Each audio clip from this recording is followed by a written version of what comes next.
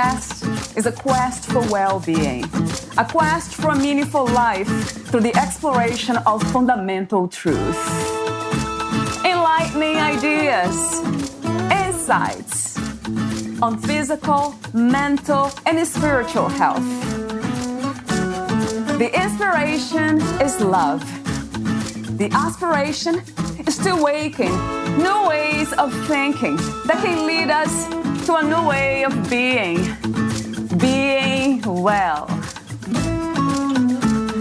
Some of the topics are addiction, fear, faith, self-compassion, relationships, codependency, emotional intelligence, and more. Welcome to Body, Mind, and Soul Healing Conversations.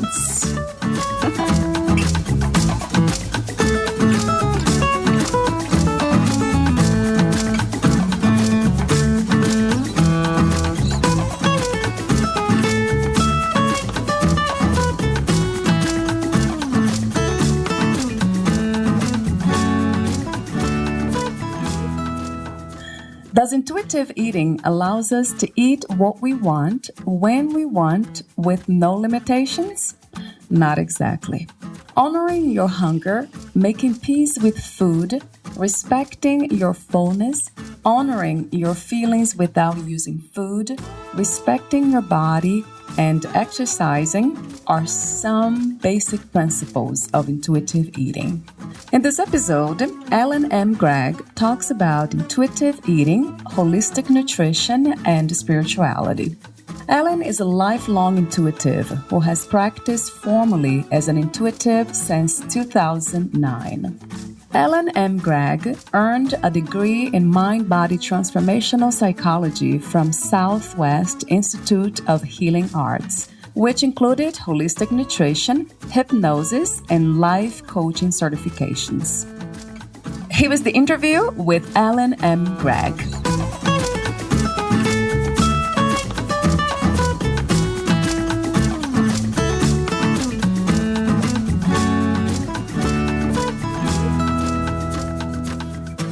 In your own words, who is Ellen M. Gregg? Wow, what a wonderful question. So, Ellen M. Gregg is simultaneously an open book and a mystery. And I see that as when I observe myself, I feel like I see all of me until something new reveals itself or something comes up that I forgot about, something, deeply rooted. And I see that as absolutely imperative to the work that I do. That's beautiful. Thank you. Thank you. My first question to you is, how do you define spirituality? What is to be spiritual? For me, being spiritual means that we are in touch with our sacred truth. We are in touch with that part of us that cannot be categorized or defined by human measures. Who is God and what is God, or where is God? So for me, God is everything and everywhere. And for the record, I actually refer to that energy as source or spirit. And my belief around that has certainly grown over the years. I used to subscribe to something more biblical, and just through my own growth, it's evolved to a point where I actually equate God, the God force, with more like the Force from Star Wars. Right. What would you say the main difference is between being a religious person and being a spiritual person? So the first word that came up when you asked that question was dogma. And the thing is, I don't want that to be a hard line answer because I don't want to marginalize anyone. It's simply that, again, from my perspective, there is so much dogma tied into religion for the purpose of keeping people in a certain compartment. Whereas the way that I view spirituality is unlimited. Do you know what is like to be or to live without beliefs? Yes, because for several years, I feel like I was in that vacant space. And I do see it that way. This visualization comes up, and I see my life before, which was quite structured. And I just heard structured, which is interesting. And then there's this vacant space of 3 or 4 years where there was a lot going on in my life that was extremely challenging. It felt like I didn't have anything to believe in. And then as I came out of that period, it was this whole new blossoming. Is that really not having a belief or just being open-minded? Because it's pretty hard to navigate without believing in something, isn't it? It is. And it was. And that's why I truly see it as almost a void, a vacancy sort of thing. Because truly, I was not open-minded. I was not in a mode of seeking, of being curious. There was a big vacancy sign. Mm-hmm. What was the hardest lesson to learn about yourself in life, Ellen? Ooh, so far, the hardest lesson I've learned about myself in life is that I am unable to meet everyone's expectations. It makes so much sense. It seems like for all of us, this might be the hardest lesson to learn. Absolutely. And I feel that it could be one of those for everybody. Yes. Right. What is intuition? Ooh. So intuition for me is what comes of us opening to our soul, to our sacredness, to our divinity. Intuition is all of the wisdom of the universe. And I mean that quite literally, that is available to us when we tune into that sacred energy, that soul energy. How do we do that? Tune into that energy.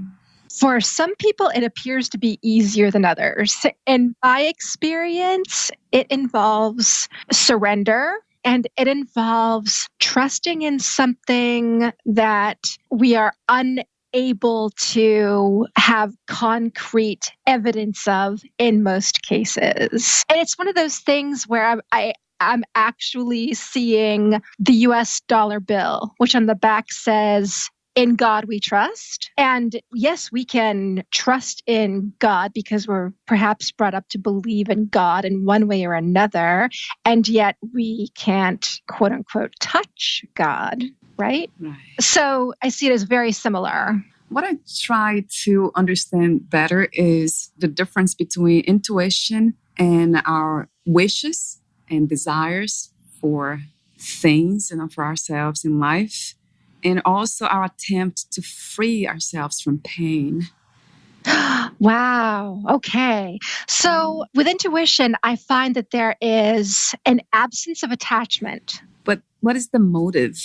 Like most of the time, we have a reason to do that, right? To detach. And that's what I question. Sure. With intuition, the lack of attachment comes from that surrendering, being open to all that's available. And so when you consider desires and wishes, those are coming mostly from the ego. There is sometimes a discrepancy between what the ego desires and wishes and what the soul desires and wishes. Oh, Helen, please give me an example of that. So if you think about where you want to live, let's say, and your desire is to live somewhere that has a lot of nature around it. Oh, yes, definitely.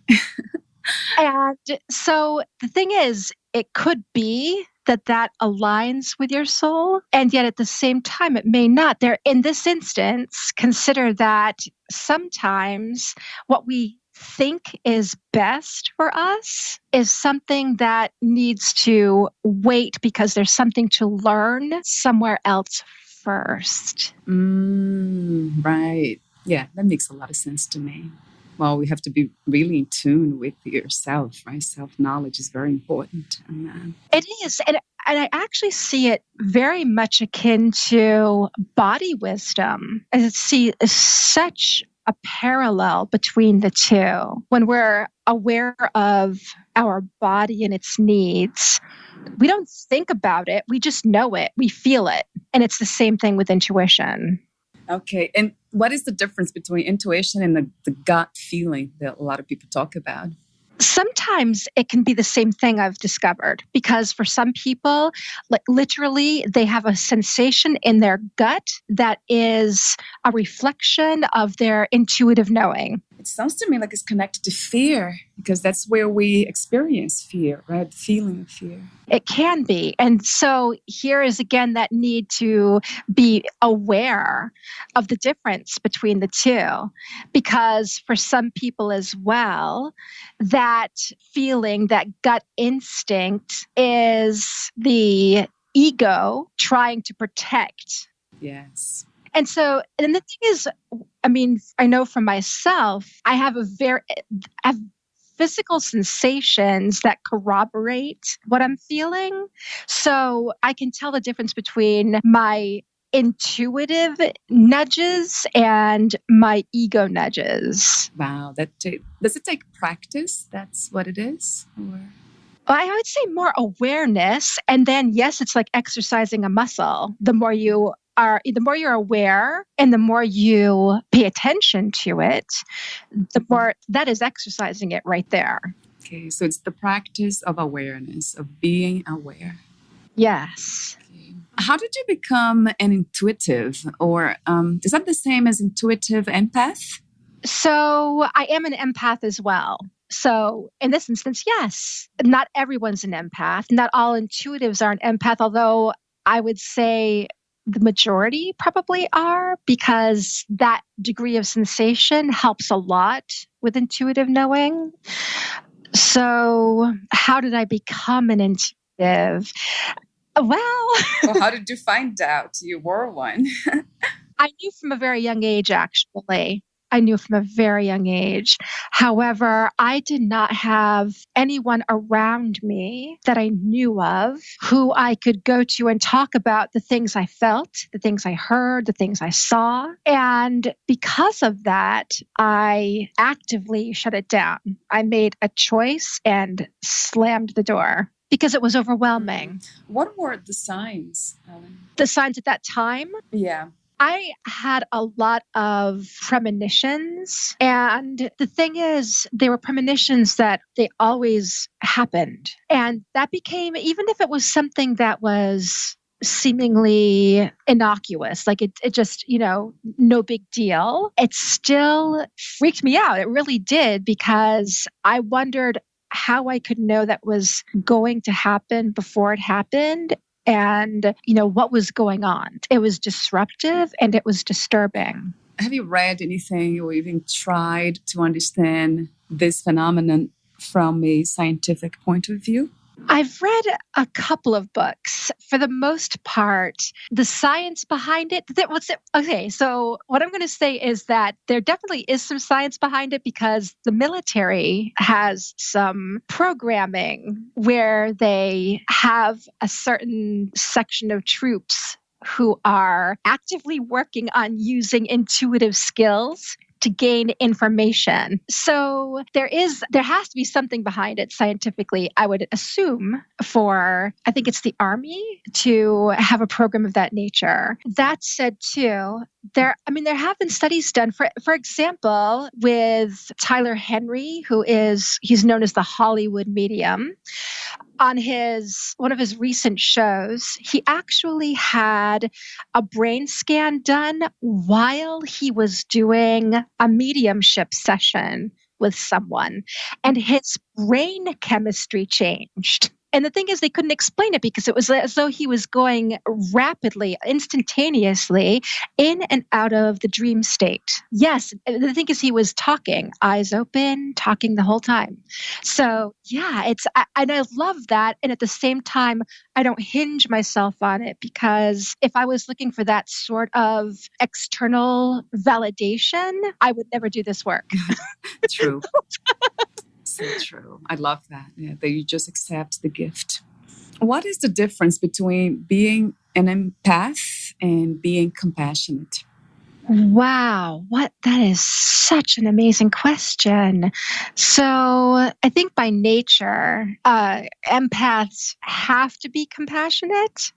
And I say that in the sense that because of the level of feeling that they have, it's almost as though it isn't possible to have those empathic tendencies and not have some level of compassion. At the same time, I can definitely see where, for example, someone who is highly empathic and has no direction around it, doesn't have anyone to support them in it, I can see where compassion may be outside of that equation for them. I try to kind of differentiate them. They might be the same thing, but maybe just learning how to understand the other because you understand yourself, and sort of trying to help them without emotional attachment, because that could disable us, because it have happened to me, absorbing too much of somebody else's fear or energies.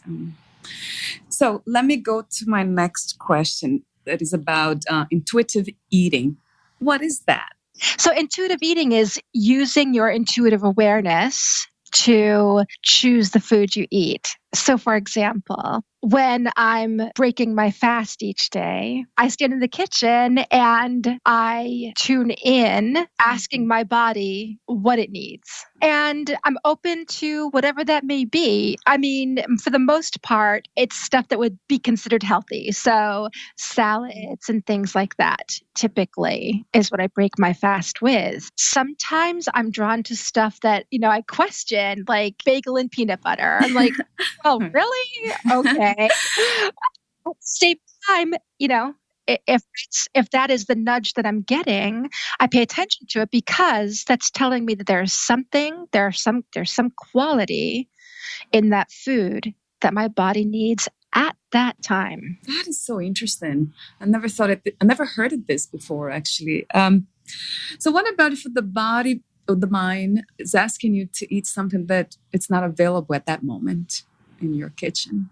Then I go to plan B. And it's one of those things. I will say that typically it's really interesting because it's rare that I will feel compelled to have something that is not accessible. So in a way, it's almost like the mind already knows, right, what's available, and it's trying to just find out what it needs at that specific moment. Yes, it's almost like having a radar signal go off. So the radar goes out and it's like scanning, and then it like brings the different attributes together and says, here you go. What about those who eat with the habit of eating the same breakfast, super healthy?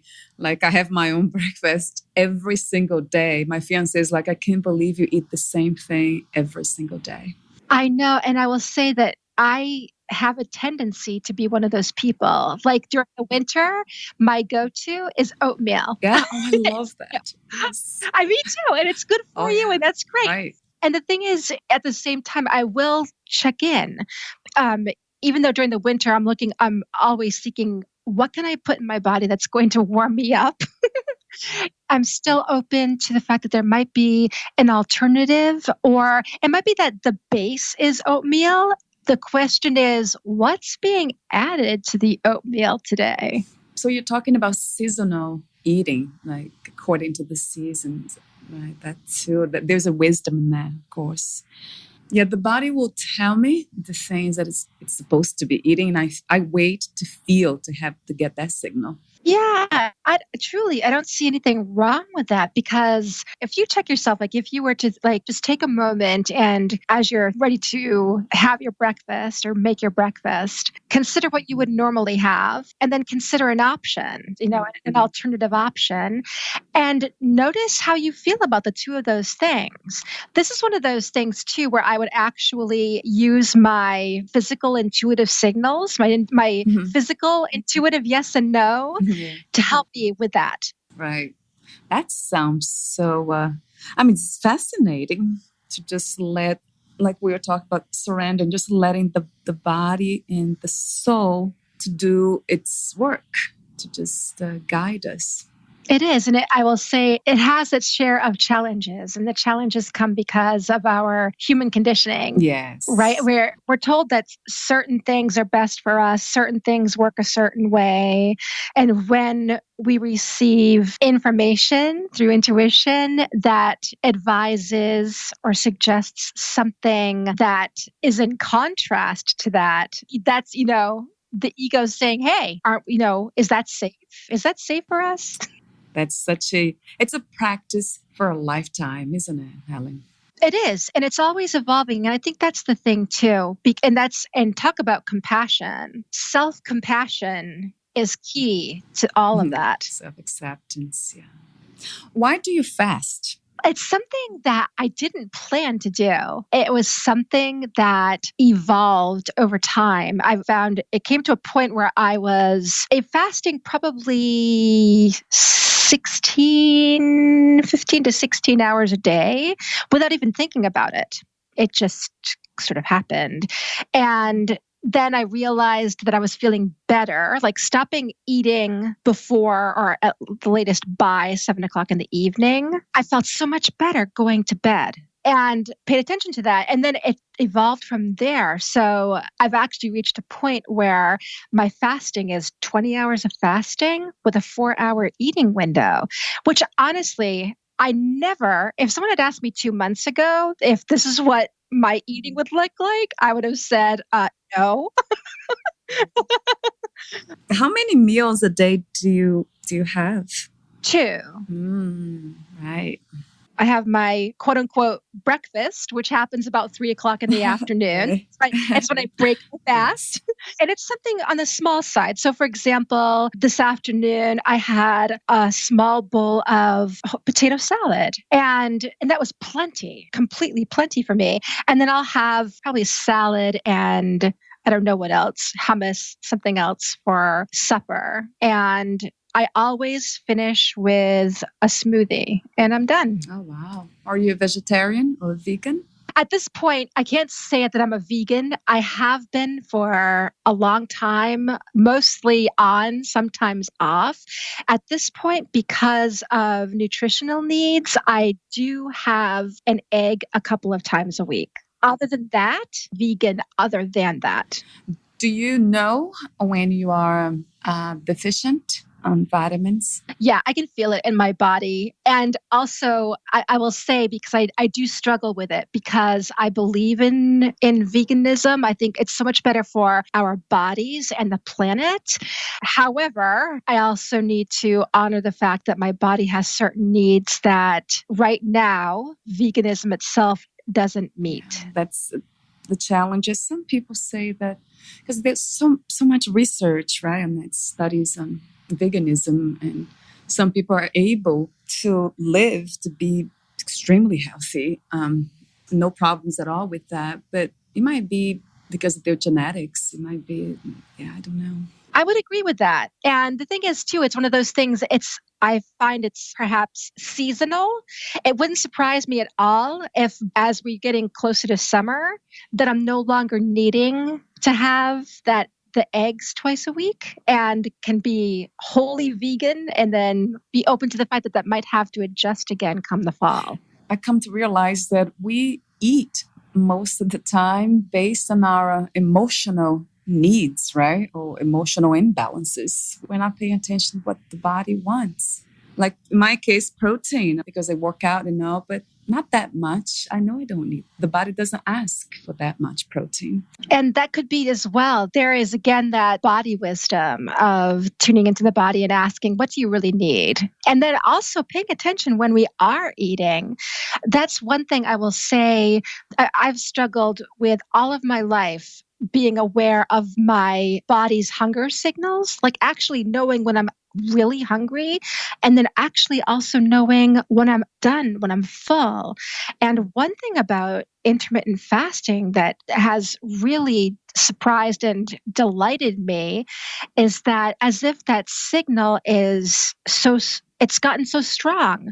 So I actually feel hungry by the time I'm ready to eat. I can feel with absolute clarity when I've had enough. It's remarkable because I have been most of my life an emotional eater, whether it's an emotion that's tied to quote unquote, dark emotions like anger and stuff like that, or even joy. Like when I think of joy, I think, oh, a bowl of chocolate ice cream. You see? Oh no, so you shouldn't have too much joy then. Think about how much ice cream we're going to have, right? If we're too joyful. It's an interesting thing because it almost feels like I've been taken off that emotional hook with food. And then what about sleep? I noticed when I don't sleep well, like my body's completely out of balance and then I have no idea when I'm hungry, when I'm not. I don't pay attention to what I eat. It's just a mess. Yes. And that, I will say, that can be the same for me. And at that point, that's when I go into intuitive autopilot, because otherwise I would probably be looking for Oreos and... It seems like the body's out of control. Like the wisdom is not on the control seat anymore. There's not a driver anymore. Exactly. And it really is truly as if someone else has taken over the wheel, except it's such a different feeling from surrendering to that intuitive driver. One is much more reckless. Yes, right. And the other is much softer and just gently pushes you in the direction that's best for you. Yeah, I like the way you put it. Yeah, it's beautiful. What I go by a lot and really try to practice is sleeping well. Get at least 7 hours, 7 to 8 hours. Yes. And for me, 8 hours is the optimal. Yeah, that's the foundation really, isn't it, Ellen, for health? Yeah, it is. Although we're not talking about only health, I know. But even for the intuitive driver to be there, right? Fully awake, we need that rest. Absolutely. And also, I will say I have very active sleep. And by that, I mean I always dream every night. And a lot of times I remember my dreams. And it always seems as though I am doing something constructive, even if that happens to look like having a conversation with people I haven't had a conversation with in a while. While you sleep in your dreams? Yes. Oh. Yeah, that's the interesting thing about dreams. What do they mean exactly? I think it depends. And for me, my dreams are never just quote unquote dreams. There's always something more to them. So for example, the other morning I woke up from a dream and I was like, what the heck was that? Because I was clearly shown this banner that had a word on it. The thing is, I got so caught up in how pretty the banner was, I didn't see the word. So I was intentionally shown that banner again, and it had one specific word on it. And I woke up with that word, and I was like, oh. And then I took it from there because it was actually a message for someone. Right. So it carries messages, you're saying, dreams. Messages, and sometimes I feel like we can work out our shadow stuff in dreams too. As much as shadow work I feel needs to be something that we do very intentionally. I think sometimes there can be bits and pieces that we can work out better in the dream framework because we don't get in the way of the process. True. Yeah. There's no trying to control which way to go. Yeah, we're more like observers. Yeah. What is spiritual awakening? Another great. So when I think of a spiritual awakening, I think of people remembering that they are more than a human, that there is more to them than the name they were given, the place they live, the job they do. And it is something that is connected to an energy that is connected to everything and everyone else. So there is an interesting sense of, I want to say, coming home with spiritual awakening because of this remembering that more than, and then that connectedness. And also, though, with it comes the challenge of our human conditioning saying, what the heck do you think you're doing? Right. Oh, yes. Oh, yeah. And I think for the people that I work with and for myself, spiritual awakening also means remembering the intuitive abilities that are available to all of us and actually using them. You talk about home. I know you're not referring to a place where we will go, but it's a state of mind, a state of being. Can you describe that state of being? Yeah, I will do my best because when I say coming home, I feel like I am going inside of myself and then I feel as though I'm expanding. And it's so peaceful. It's peaceful and at the same time, it is so alive. And I think that's because there's so much information, there's so much available in that state. Yeah, so many possibilities, right? Yes, yes. Do you think that all of us are on that path of spiritual awakening? I think all of us could be. I think for those who struggle with believing that there's something more than this meaning our human condition, then it's as if, just putting up a brick wall or something. There's a massive brick wall. For me, this era that we're in is intended for spiritual awakening because it is reminding us that we need to remember that we are all connected to each other, connected to Earth, and to actually work together rather than against each other. Yes, yeah, I agree with that. So the key word here, you said all of us could be on that path. For some people in this lifetime, it's not possible for them to come to this understanding of themselves, of life, what it is, because they have some blockages. I name them, so to be more clear, like psychopath, for example. So my question is, why are they limited? Why do they come here with such a limitation?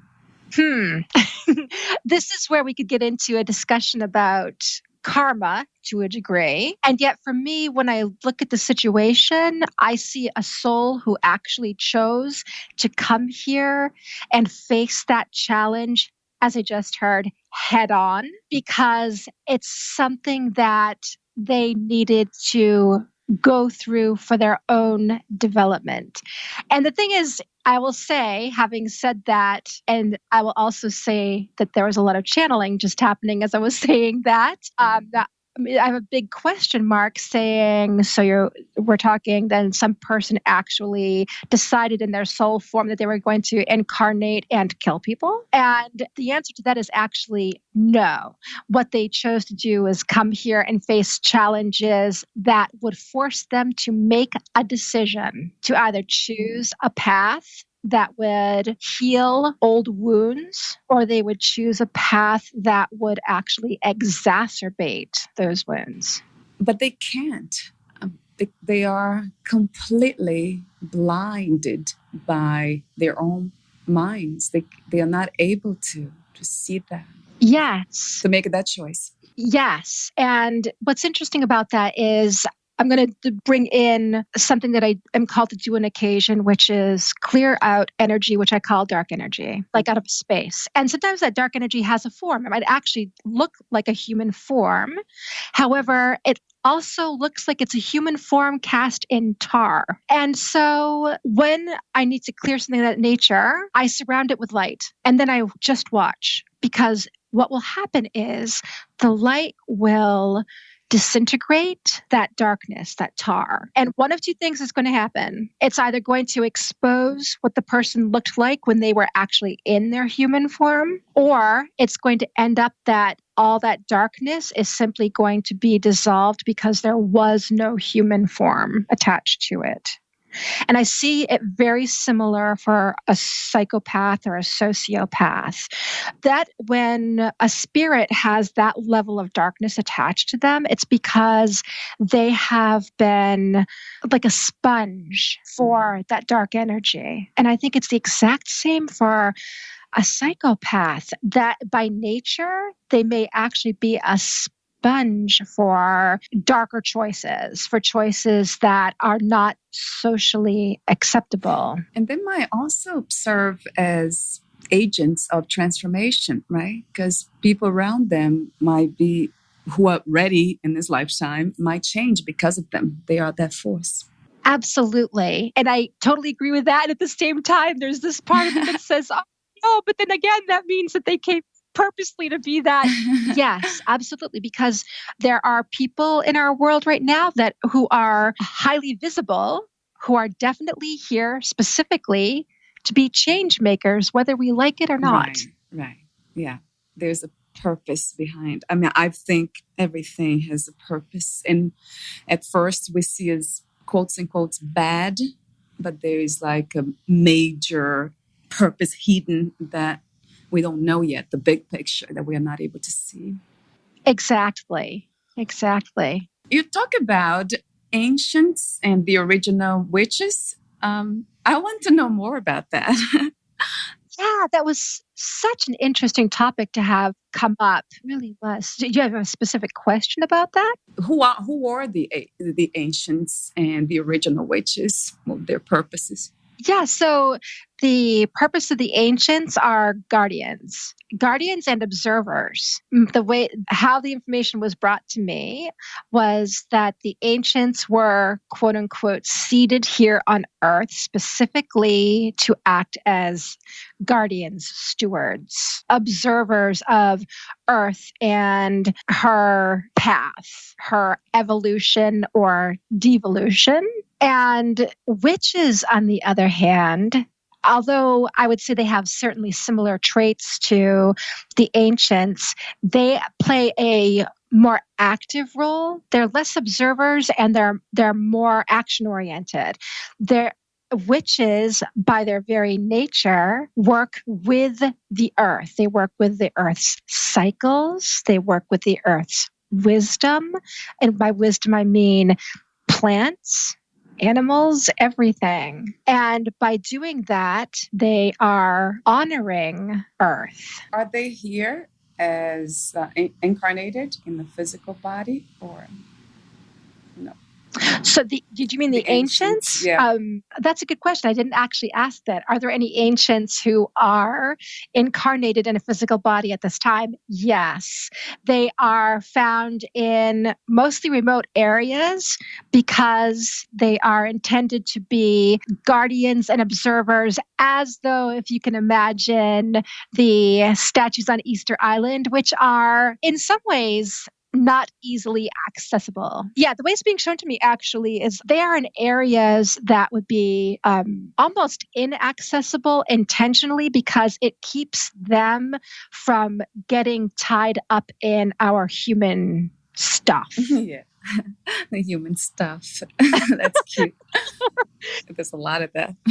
Yeah, absolutely. So it keeps them more clear. It makes they're able to be better observers because they are not having their vision clouded by all the strife. What about the witches? The modern ones, the ones, are they embodied? Are they here? Yeah. And the thing is, witches are, you might understand, the difference is that the original witches were seated here. They were intentionally put here to bring this wisdom to earth. Then this is something then was given over to the natural evolution of the human, the natural procreation. And so those who are witches, sometimes you'll find that they are witches throughout their ancestral line. Other times it is that a woman or a man may choose to take on the role of a witch because they wish to work in harmony with the earth. How are they different from shamans? I think that's how you pronounce it, right? Shamans? Yeah, and such a good question. So with shamans, there's very little difference between a shaman and a witch, other than a shaman perhaps works intentionally more with the energetic framework of the human. A witch may not. Okay, it's more connected to earth. Yeah. Okay, thank you so much. Oh my goodness, you're so welcome. That's so much fun. If life had one purpose for us, one purpose only, what would that be? To leave this earth better than the way we found it. Right. Would that include ourselves? Yes, absolutely. I think actually one goes hand in hand with the other. Makes sense. What is your definition of love? Oh, what a beautiful question. Love is the lack of condition on a relationship. And that includes lack of attachment. It is the purest form of emotion and also action. What does success mean to you, Ellen? Ooh, what does success mean for me? That might change on a daily basis. I'm not sure. No, I'm kidding. Not frequently. Wow, that's being open. Very open. It actually may quite honestly be that way. However, in general, success means to me that I have walked through my life in the best way I can. The best way you can. What is to be strong? So to be strong is to understand that strength may look like tears, it may look like grief, it may look like heroism. Strength is a quality that is attributed to someone who can be wholly themselves and express that without reservation. If you knew you would die, meaning you would lose your body soon, would you change or do anything differently? Oh, wow. Yes, I would probably clear my calendar more frequently to make room for relating with friends and family. Yes. Right. Family and friend. Right. That makes sense. Do you think you'll be able to know? Yes, I do. Okay. Do you believe in what kind of life do you believe after death? Wow. So after leaving the human body, I believe that we are restored to our true form, which is light. And within that form, we are better able to connect with everything and everyone. And if you also knew that by becoming light, you would have to forget everything that you ever did, thought, or became in this lifetime, would you be okay with that? Yes, because I feel that in that state, it would actually be immaterial to remember the life I had just left. What are 3 things about life you know for sure? Okay. That's the last one. 3 things I know for sure about life: that life is indifferent to a person's position. It doesn't care whether they're considered low class or high class. It doesn't matter if a person has a college degree or an elementary school education. I know for sure that this life offers anybody who wishes to accept it the opportunity to evolve in a way that no matter what happens to them, they can still find peace within themselves. And I feel that this life offers the opportunity for us to reveal who we are, who we truly are, without reservation. That's beautiful. Thank you so much, Helen. Thank you so much. I've enjoyed it immensely.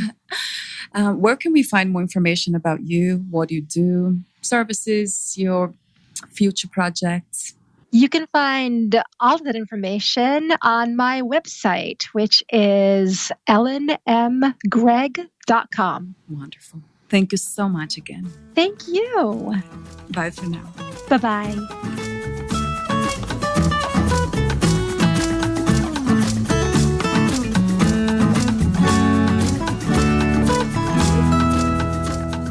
Thank you for listening.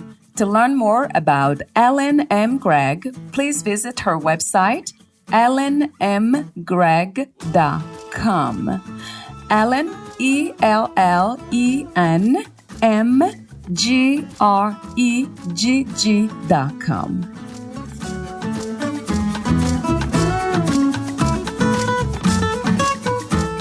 To learn more about this podcast, please visit fitforjoy.org/podcast. Thank you again for listening, and bye for now.